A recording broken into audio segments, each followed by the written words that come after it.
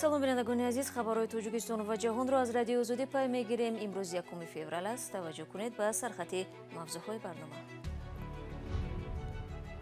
хадамоти зидди нисории Тоҷикистон мегӯяд бозори фурӯши билет монополия нест ва ин ниҳод наметавонад бо як фармон нархро поён барад. дар пайи муноқишаи мусаллаҳонаи марзии ҳафтаи гузашта даҳо ҳавлии сокинони ноҳияи Исфара зарар диданд. хоҳиш мекунем ки тафтишро накунанд. мо бо умда мана инҷоя самҷо хеле ҷобаҷо шавем да. то қатъи симкортое ки аз сабти дубораи ном бо шунусномаҳои нав нагузаштаанд 2 ҳафтаи дигар монда, сокинон гуфтанд айди корт бартариҳои зиёд дорад. паспорти нав навай хуб як Россия мера, як дига давлатҳо мери хубайда. масъулони хадамоти зидди нисории Тоҷикистон мегӯянд барои танзими нархи билети ҳавопаймо дасташон баста аст. як моҳи ахир қимати сафар аз Тоҷикистон ба Русия якбора баланд шуд ва нигаронии мусофиронро ба миён овард. мутахассисон роҳи ҳалро дар ҷорӣ кардани фазои боз медонанд. ҳамкоронам Молраҷаб Юсуфӣ ва Нигораи Фазлиддин дар нишасти хадамоти зидди нисорӣ ширкат доштанд ва ин гузоришро фиристоданд.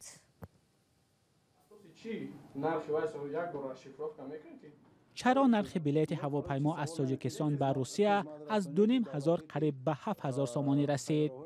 خبرنگاران در این نشست می‌خواستند به این سوالشان از رئیس خدمات ضد انحصار پاسخ بگیرند، ولی پاسخ رئیس خدمات دقیقاً چنین بود که دستشان برای تنظیم نرخ بسته است. ما در بازار مسافرکشانی هوانوردی مونوپولیست نداریم. یک تا شرکت ملی داریم، سامان ایر، که همگی 14.7% بازار را تشکیل می‌کند. دیگه همش شرکت‌های خارجی است. هست سازشنامه بین حکومت جمهوری تاجیکستان و حکومت فدراسیون روسیه از سال 2001 در خطا نکنم که در آنجا مقرر شده که نرخ چیپتر را مقام شرکت‌ها خودشون معین می‌کنند. در خدمات ضد انحصاری گفتند به همتایان روسشان مکتوب کردند تا نرخ گران بلیط ها را سنجند، ولی این درخواست قانع نشده است. نرخ بلیط از تاجیکستان به روسیه در آغاز ماه ینور یک بار بلند شد. مسافران این سمت که اساساً مهاجران هستند از هر سامان بالا رفتن نرخ ناراضی اند. این یک 15 روز پیش 3200 بود و داری من رفت 3200 سوم ما خریدیم پرامای ریس رفت. بازی علاقه در 6200 این کجا دای نزوره دینیم سه نرمال نه اخی 6 می باز بینی بعد. بلیط هواپیما در تاجیکستان از دیگر کشورهای آسیای مرکزی گرانتر است. به این خاطر یک گروه کلان شهروندان مجبور می شوند از طریق کشورهای همسایه به روسیه سفر کنند. برخی متخصصان و هم نمایندگان مقامات یک راه حل را در جاری کردن فضای باز می بینند. بسیار دولت‌ها پرینسیپی فضای آزاد قبول کرده‌اند. یعنی فضای آزاد وقت قبول میکنن خدمات رسانی و قریب که بگیم و در خطا نکنم قریب 70-80% ارزان میشه برای شرکت‌های هواپیمایی. سالانه صدها نفر شهروندان تاجیکستان برای پیدا کردن جای کار مجبورند که به روسیه بروند. به خاطر بسته بودن راه‌های زمینی اکثریت مجبورند از طریق هواپیما به روسیه سفر کنند. به این خاطر پست و بلند شدن نرخ بلیط برای بسیاری ها مهم است. مولارجب یوسفی، نگاره فضل‌الدین، آزادی دوشنبه. شکل کامل گزارشی مولارجب یوسفی رو میتوانید در وبسایت ما پیدا کنید و بینندگان عزیز چون از قیمت بلیط گفتیم در گذشته بیشتر مسافران از شهر دوشنبه کوشش میکردند طریق فرودگاه کلوب به روسیه سفر کنند زیرا نرخ نسبتا ارزان بود، ولی طوری حالا به نظر میرسد فرقیت در نرخ تقریبا نیست. محمود جان رحمتزاده موضوع رو ادامه میدهد. از فرودگاه کلوب در یک سال اخیر 232,000 مسافر به 32 شهر روسیه پرواز کرده اند. حالا در یک هفته 19 پرواز انجام شده. مسئولان فرودگاه چنین افزایش پروازها را به سابقه مینامند. در این شب و روز شرکت روسی اورال آویالینی در یک هفته 16 خط سیر و 3 خط سیر دیگر را شرکت سامان ایر به راه مانده است. حاضر ما با 3 شرکت همکاری کرده ایم. این شرکت هواپیمایی اورالسکی و این شرکت هواپیمایی سیبیر و شرکت وطنی سامانی خط سیر را اجرا کرده ایستادند. حاضر شرکت هواپیمایی سیبیر کمی خط سیرش اجرا نکرده اید و از ماه فوریه парвозро сар мекунад. افزایش بی‌سابقه پروازها در حالی است که پیش از همهگیری کووید 19 از اینجا هفته همگی 4 پرواز صورت می‌گرفت. در سال 2020 با سبب پاندمی همه گونه پرواز از فرودگاه کلوب قطع شده بود. مسئولان فرودگاه گفته بودند که در آن سال درآمد را از دست داده فرودگاه 9 میلیون سومانی ضرر دیده بود. اما با برقرار شدن پروازها در سال 2021 فرودگاه ضررش را جبران و فایده به دست آورده است. در سال 2021 ما درآمد ما 102 میلیون و 875 هزار 100 سومانی را تشکیل کرده بود.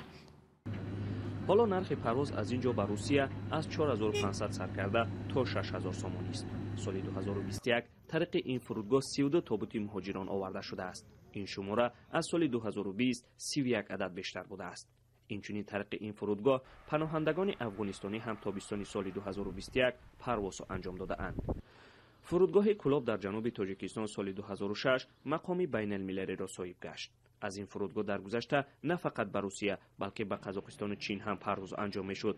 حالا بخشی اصلی مسافران فرودگاه کلوب را مهاجران کاری تشکیل می‌دهد. محمود جان رحمتزاده، آزادی، کلوب.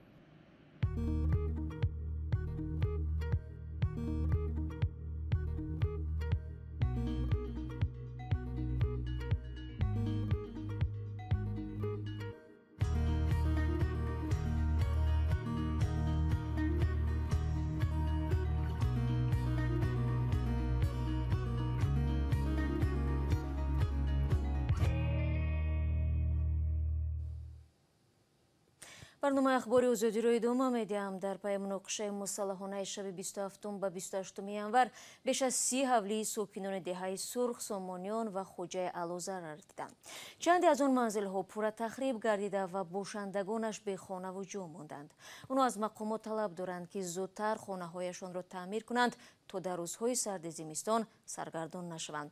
مقامات در این باره رسما چیزی نمیگویند. گزارش فرزان محمدی را از کوچه‌های جنگ زده اصفهان با هم می‌بینیم. از 11 موشک مینامیات که تنها به دهه سرخ پرتاب شده است، چند تای آن به حوله عبدالسلام نبیف نیز افتیده است. در 3 حجره و دهلیز آن 2 عائله زندگی می‌کردند. در شب حادثه آنها برای سلامت ماندن در تهخانه و منزل خویش و تبارشان پناه بردند. صبح وقت برگشتند منزل‌هایشان را ویرانه دیدند. ما همینه حاضر من آمده دیده برفتن آدمای کارمندای دولت گفتن که حالی جای چی به نرسید ایستاد که ما یکو تفتیش میگذرانیم بعدا دیپو خیلی دیده میبریم. همینه تستر همینه خواهش میکنیم که تفتیششون کنن. ما با عمده من اینجا سرانجا خیلی جابجا شویم ده. مثل مناقشه‌های قبلی باشندگان دهه مرزی سامانیان نیز دفعتاً خسارات زیاد دیدند. از روی حساب اولیه مقامات در این دهه بیش از 11 حوله و 1 بنگاه طبی ضرر دیده است. در آن خانه‌های نیز هستند که در این تنش‌ها بارها زیر هدف قرار گرفتند. این حوله به ساکن دهه سامانیان فرهاد فیاضوف تعلق دارد که در تنش مرزی ماه اپریل می سال گذشته در پی آتش سوزی پورا تخریب گردیده و از جانب مقامات ماه ایون دوباره بازسازی و تقدیم گردیده بود. ولی این نوبت نیست، یعنی در حادثه شب 27 ینور دوباره این خانه به کام آتش رفته است و حالا میبینیم که صاحبانش در خانه نیستند و درشان را بسته به خانه خویش و تبارهایشان رفتند. با این وجود ساکنان برخی خانه‌های ضرر دیده از ترکش ناگهانی موشک‌ها یا گلوله‌های پرتاب شده هنوز بیم دارند. مقامات چند از آنها را بی‌ضرر گردانده است، ولی باشندگان از تجربه مناقشه‌های قبلی میگویند بعد چند روز جنگ نیز شاهد ترکش موشک‌های زیر خاک و دیوار پنهان مانده می‌گردند. در شب مناقشه مسلحانه مرزی به منزل محمد نعمتوف ساکن دهه خواجه علو نیز 2 گلوله پرتاب شده است که یکی حاجتخانه آن را تخریب نموده و دیگری در اینجا افتیده است و به گفته باشندگان اینجا هنوز معلوم نیست که گلوله دوم بی‌ضرر گردیده است یا نه و برای احتیاط گرد آن را سیمپیچ نمودند. حالا از جانب مقامات غیر اعلان رسمی زخم برداشتگان و هلاک شدگان اطلاع درباره چقدر بودن خسارات مالی معلوم نیست. تا حال مقامات اعلام نکردند که کی خانه‌های ساکنان ضرر دیده را بازسازی میکنند. زدوخورد مسلحانه در سرحد تاجیکستان و قرقیزستان شام 27 ینور پس از آن روی داد که مقامات دو کشور یکدیگر را به راهبندی گناهکار کردند. بعداً دو طرف شب 28 ینور درباره آتشبس کامل در مرز خبر دادند. شهرهای بادکن اسفنه را میکشند و در مرز پاسبانی مشترک تشکیل میکنند. سبب مناقشه و دعوا و خونریزی بیشتر از 500 کیلومتر مرز تعیین و علامتگذاری نشده تاجیکستان و قرقیزستان است. دو طرف در مدت 30 سال نتوانستند در این مسئله به موافقه برسند. جنگ و دعوا هم اساساً برای زمین، راه و آب و منابع طبیعی سر میزند. فرزان محمدی، رادیو آزادی، شهر اسفره. چند سال به این طرف مقامات توجیک ساکنان را به گرفتن شناسنامه‌های نو پلاستیکی تشویق دارند. از نیمه ماه جاری سیمکارت‌هایی که با شناسنامه‌های نمونه نو از ثبت دوباره نگذاشتند قطع کرده میشوند. ولی ظاهراً با وجود تبلیغات پیوسته و حتی گزارش‌های رادیو آزادی در این موضوع تا هنوز شماره زیادی مشتریان معلومات کافی ندارند. تفصیلات در گزارش همکاران ما از تلویزیون نستایش وریم که آن را میرزا نبی خالقزاد تقدیمتان میکند. ساکنان تاجیکستان آنهایی که شناسنامه‌های کهنه خود را به نو عوض کردند و هم آنهایی که هنوز شناسنامه پلاستیکی نگرفتند دقیق نمی‌دانند که چرا باید یک حجت را به حجت دیگر عوض کنند. حکومت تا به حال نتوانسته ضرورت این اقدام را به مردم شرح دهد. ساکنان میگویند به این هم با انجام مهلت شناسنامه آن را عوض میکنند، اما هدف یا منطق این اقدام غیرعادی مقامات را نمیفهمند. من در خارجه بودم، در جمهوری قزاقستان آمدم، مهلتش بود شدگی بود. من 40 ساله شدم این سال. پاسپورت نو خوب روسیه میره یک دیگه دولت میری خوب ایده. من فقط نفقه را با شناسنامه نو میگیرم.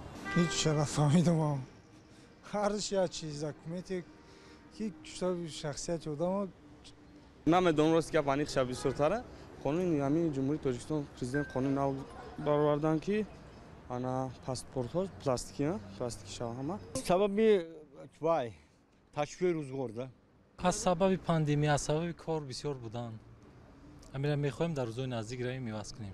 هر دویش یک است. چی فرقی میتواند داشته باشند؟ بنا به اطلاع خبرگزاری دولتی خاور تقریباً 40% مشتریان شرکت‌های موبیلی برای عوض کردن شناسنامه‌های کهنه خود به نو شتاب ندارند. این در حالی است که تا انجام مهلت ثبت دوباره سیم کارت‌ها با شناسنامه نو همگی 2 هفته دیگر باقی ماند. حالا معلوم نیست که آیا این گروه مشتریان از سیم کارت و علاقه موبیلی محروم میشوند یا نه. در قرار حکومت درباره به قیدگیری حتمی سیم کارت با شناسنامه نو گفته نشده است که در صورت اجرا نکردن این کار چه مجازات پیش بینی می شود. رسانه‌های دولتی هم پیوسته ساکنان را آگاه می کنند که حتما این کار را کنند، اما گفته نشده است که سرنوشت آنهایی که شناسنامه نو نگرفتند چه می شود. هر شهروند تاجیکستان باید شناسنامه خود را با آیدی عوض نماید، زیرا شناسنامه آیدی طبق طلبات بین المللی تمام معلومات ضروری را دارا بوده برای بخطری شخص در آینده ضرور است. بیکار کردن سیم کارت ها در صورت عوض نشدن شناسنامه های کاربران نه فقط برای مشتریان بلکه برای شرکت های موبیلی و حتی بودجه کشور هم ضررآور است. در حال حاضر بیش از 2 میلیون سیم کارت در کشور با شناسنامه های شکل کهنه ثبت نام شدند. این به این معناست که هر سال صاحبان آنها در عموم 44 میلیون دلار میسپارند. کارشناس رستم گولوف میگوید دولت با از نو کردن شناسنامه همگی یک بار درآمد میگیرد. درآمد دیگری از این حساب مشاهده نمی شود. این یک خرج علاوگی از جیب اندازسپارنده ها است که مجبور کرده می شوند تا شناسنامه عمل کننده خود را عوض کنند. تصمیم با شناسنامه نو ثبت نام کردن سیم کارت ماه فوریه سال 2019 بر اساس یک قرار حکومت گرفته شد. بینندگان عزیز 15 دقیقه که در اختیار داشتیم به پایان میرسد. سپاس از شما که تا این لحظه ها با ما بودید. خبر گزارش های دیگر چون همیشه در سامانه ما زیر نشانی www.azadi.org گذاشته می شوند. گزارش های ویدیویی رو می توانید در صفحه آزادی ویدیو در یوتیوب تماشا کنید. ملاقات نوبتی ما با شما از آن فردا در برنامه سرخط رویدادها خواهد بود. خود را احتیاط کنید و خدا نگهدارت.